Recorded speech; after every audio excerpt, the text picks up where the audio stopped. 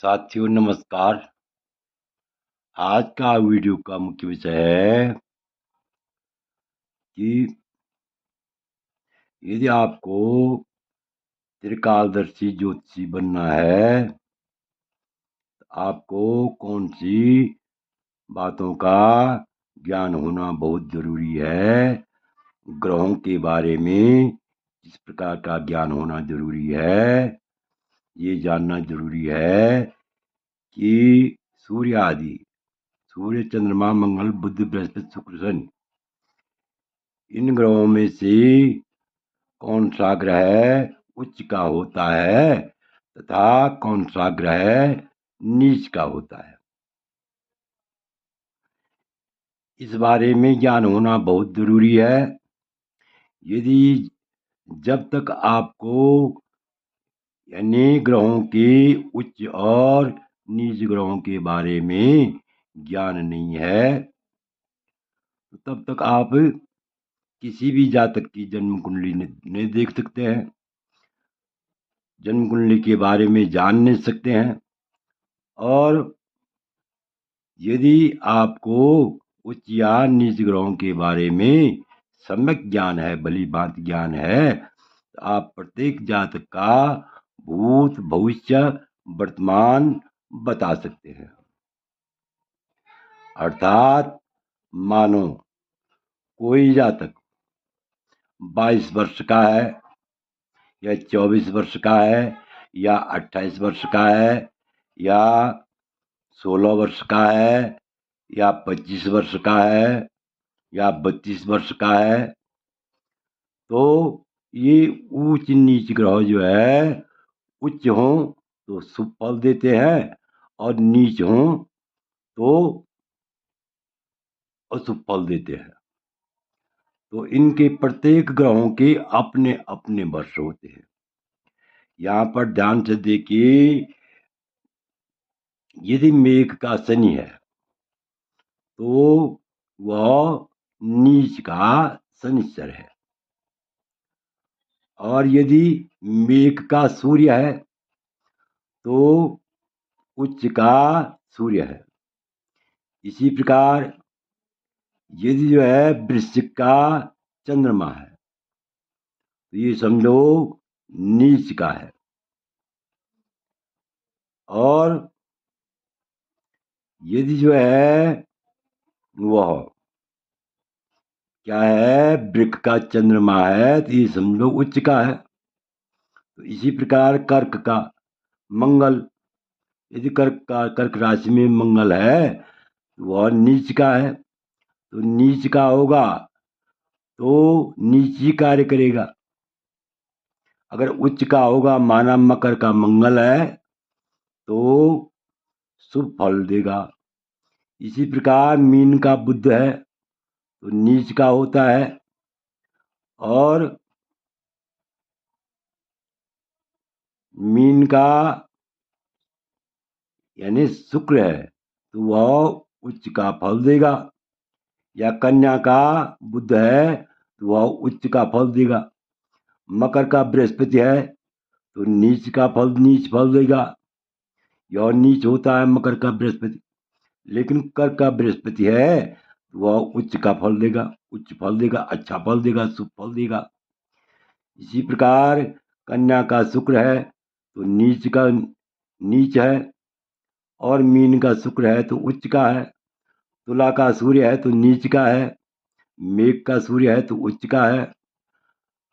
धनु का राहु है तो नीच का है, और मिथुन का केतु है तो नीच का है। तो इसी प्रकार ये यहाँ पर बदल जाएंगे। यानी धनु का यानी धनु का जो है 7 घर छोड़ करके, अर्थात मिथुन, तो मिथुन का क्या हो जाएगा यहाँ, मिथुन का जो है यहाँ यानी राहु जो है यहाँ उच्च का हो जाएगा, यहाँ नीच का हो जाएगा। यानी कुल मिलाकर के अपने से 7वीं राशि में जो ग्रह होता है वो उच्च का होता है, या उच्च से जो 7वें घर में होता है वो नीच का होता है। यहाँ पर देखिए, आपको स्पष्ट समझने के लिए मेरे जो है ये उच्च ग्रह बता रखे हैं। उच्च ग्रहों के बारे में बताया गया है। तो देखिए, यहाँ पर जो ये गोले लगा रखे मेरे लाल चिन्ह वाले, जैसे सूर्य पर गोला है, चंद्रमा पर गोला है, बृहस्पति पर गोला है, और बुध पर गोला है, गोल आकृति है, शनि पर गोल आकृति है, और मंगल पर गोल आकृति है। इसी प्रकार शुक्र पर गोल आकृति है। कुल मिलाकर के जो ये गोल आकृति वाले हैं, तो ये जो है उच्च के ग्रह है। यहाँ पर और स्पष्ट हो जाएगा देखने से, मेघ का सूर्य उच्च का होता है, वृक का चंद्रमा उच्च का होता है, और कर्क का बृहस्पति उच्च का होता है, कन्या का बुध उच्च का होता है, तुला का शनि उच्च का होता है, मकर का मंगल उच्च का होता है, और मीन का शुक्र उच्च का होता है। तो ये ग्रह जब इनकी दशा आती है या इनके निश्चित वर्ष आते हैं, तो ये उस समय अत्यंत शुभ फल देते हैं। कुल मिलाकर के भाग्य वृद्धि करने में मदद करते हैं, भाग्योदय का रास्ता बनाते हैं। तो देखिए, यदि मेघ का शनि है और मेघ राशि का शनि है, तो वो नीच का है। यहाँ पर मेघ राशि का शनि नीच का है, और इधर जो है मिथुन का केतु नीच का है, मकर का मंगल नीच का है, और ये शुक्र जो है यहाँ पर कन्या का शुक्र नीच का है, इधर तुला का सूर्य नीच का है, और वृश्चिक का चंद्रमा नीच का है, इधर जो है धनु का राहु नीच का है, मकर का बृहस्पति नीच का है, और यहाँ मीन का बुध नीच का है। तो यदि उच्च हो, ये ध्यान दीजिए, यदि कुंडली में ये ग्रह उच्च के हों, तो ये निश्चित वर्ष में शुभ फल देते हैं। माना जो है मेघ का शनि नीच का है, 36वें वर्ष नुकसान देगा और शुभ फल देगा। और यदि जो है सूर्य जो है यहाँ पर जो है उच्च का है, मेघ का सूर्य उच्च का हो तो शुभ फल देगा। इसी प्रकार यानी चंद्रमा 24वें वर्ष शुभ या यानी उच्च के होने पर शुभ फल, नीच के होने पर अशुभ फल देता है। मंगल उच्च का होने पर 28वें वर्ष शुभ फल देता है, और नीच का होने पर 28वें वर्ष अशुभ फल देता है। बुध उच्च का हो तो शुभ फल देता है, नीच का हो तो अशुभ फल देता है 32वें वर्ष। इधर जो है बुध 32वें वर्ष शुभ या अशुभ फल देता है। और इसी प्रकार यहाँ पर बृहस्पति 16वें वर्ष उच्च का हो तो शुभ फल देता है, नीच का हो अशुभ फल देता है।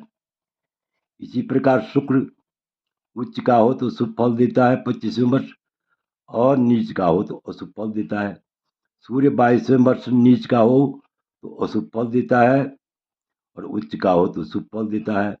राहु और केतु 42वें वर्ष नीच के हों तो अशुभ फल देते हैं, और उच्च के हों तो शुभ फल देते हैं। तो आशा है कि यह वीडियो आप बड़ी बात समझ गए होंगे।